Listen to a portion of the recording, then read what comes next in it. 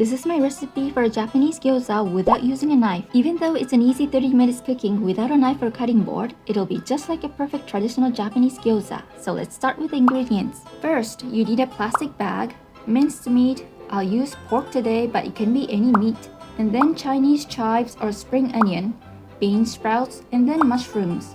The mushrooms can be anything like button mushrooms, portobello, but I'll use shiitake mushrooms today. And then the seasonings will be oyster sauce and honey.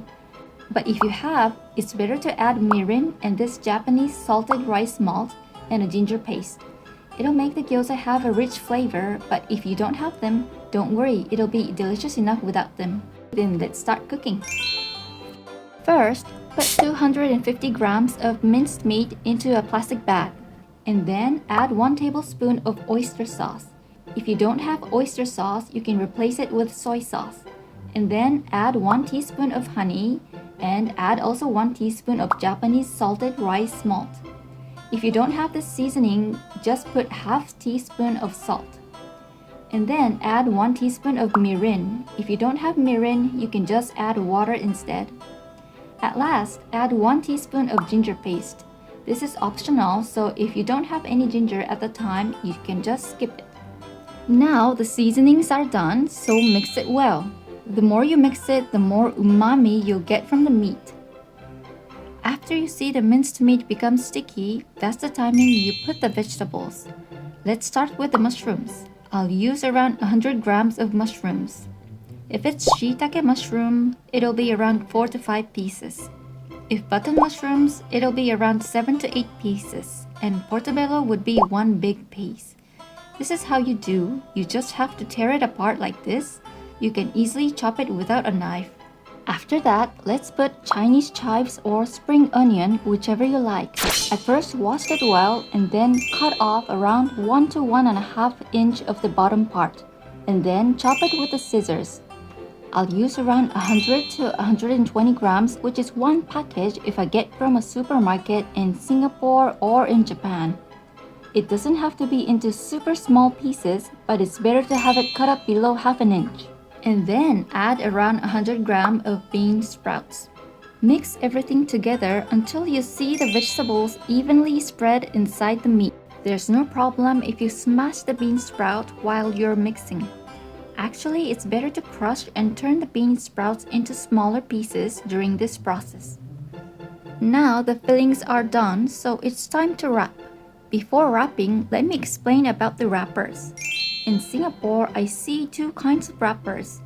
One is indicated Japanese style and the other Chinese or sometimes Shanghai style. The difference is the size and the thickness of the wrapper.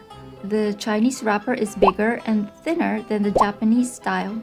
But for me, the taste has not much difference. So for today, I'll use Chinese wrapper because it's easier to wrap the fillings for its big size. This is the wrapper. As you can see, it is not exactly circle, kind of bit oval shape. So it's easier to fold towards the long side when you wrap the fillings. Now, place the wrapper on an aluminum foil and prepare a bit of water, which you need it to stick the wrapper together when you fold it. Cut approximately 1 inch of the corner of the plastic bag and squeeze out the fillings onto the wrapper. It's better to leave half an inch space on each side of the wrapper. When you're done placing the fillings, this is the easiest way to fold the wrapper.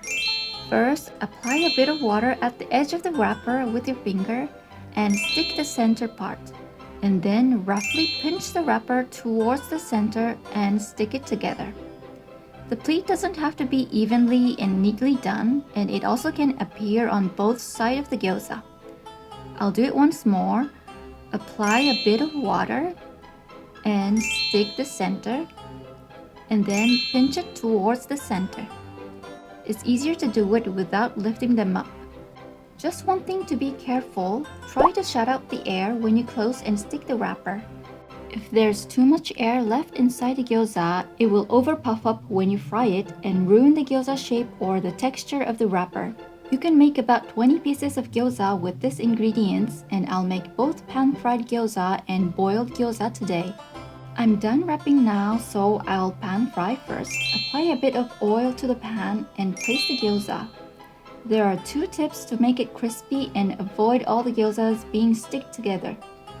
First is to press the gyoza a bit against the pan when you place it, so that the bottom part would be flat to get burned and colored evenly.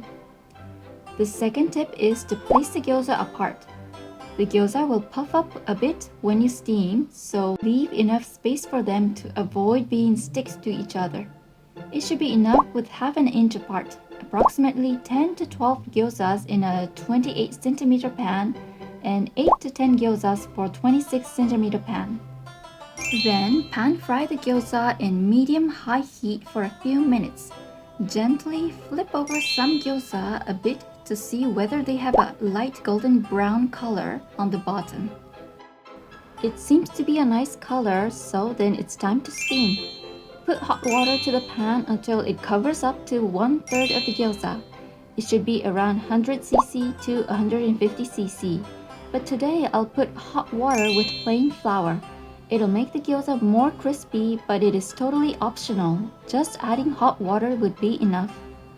If you like to add the plain flour, put 1 tablespoon to 150 cc hot water and mix it well. Soon after putting the hot water, cover up the pan and let the gyoza steam. When you start hearing a crackling sound like this, it means the steam is over. It should be around 5 to 7 minutes after you cover the pan. Then open the cover and fry a bit more to let the remaining water dry. And then pour a bit of sesame oil to add flavor and also make the gyoza crispy. It's good to move the pan around the heat if it doesn't have an even burned color. When you see the bottom of the gyoza totally brownish, then peel off just the edge of the gyoza. It'll start to be fully apart from the pan if you are using a non-sticky pan, but mine is quite old and sticks a bit too tight, so in that case, prepare a wet cloth and put the pan on the cloth. It'll cool down the pan and make it easier to let the gyoza out from the pan. Make sure the gyoza moves freely when you shake the pan. Then it's done. And now, this is the easiest way to remove the gyoza on a plate neatly. Totally cover up the pan with a plate upside down, and then turn over the pan with the plate. It'll be on the plate all at once neatly. I'll also make a boiled gyoza with the remaining. You just have to boil for 7 to 8 minutes and serve. Finally, my gyozas are all done. This gyoza will be enough for around 2 to 3 people. And the calories in total will be around 1,300. The veggies I put in the gyoza are so nutritious, and you can also have protein from the minced meat and carb from the wrapper. So I guess this gyoza will be a balanced meal in one dish. I like to have my gyozas with shredded ginger. I love ginger, so I usually shred the whole pack of young gingers when I have time and stock them in my freezer. I also put this Japanese vinegary sauce or sometimes black vinegar to the ginger. And the one on the right side is chili sesame oil. On the left is seasoned ginger paste. I think these seasonings all match well to any gyoza. I'll first have the pan-fried one with this chili sesame oil. It's so crispy on the outside and juicy on the inside. The bean sprout has a nice crunchy texture. Next, the boiled one. I'll go with shredded ginger. As you can see from the slippery gyoza skin, you feel like the wrapper melting inside your mouth, and that's why I think you can taste the minced meat more than the fried one, and also the crunchy texture of the bean sprout. They both have a nice flavor of the Chinese chives. It's so easy to cook, so please have a try if you come to see any gyoza wrappers in the market. That's all for today. Thanks for watching and see you on my next video. Bye bye!